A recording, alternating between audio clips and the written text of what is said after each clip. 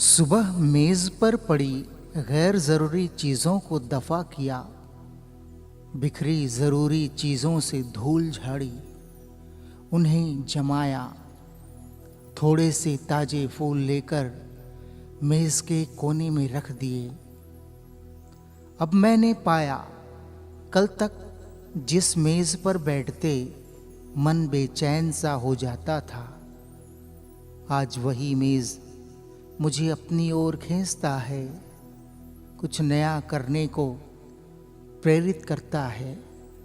अब ख्याल आता है, जिंदगी से कुछ गैर ज़रूरी यादों को भुलाकर पुराने रिश्तों पर से मनमुटाव और संदेहों की धूल साफ करके कुछ नई उम्मीदों संभावनाओं के फूल लेकर बेरंग और उदास जिंदगी को क्यों ना उम्मीदों के रंग से रंगा जाए। कुछ नया सोचा जाए, कुछ नया किया जाए। इसी पुरानी जिंदगी को फिर से नए की तरह जिया जा सकता है, बिल्कुल जिया जा सकता है। हाँ, जिया जा सकता है।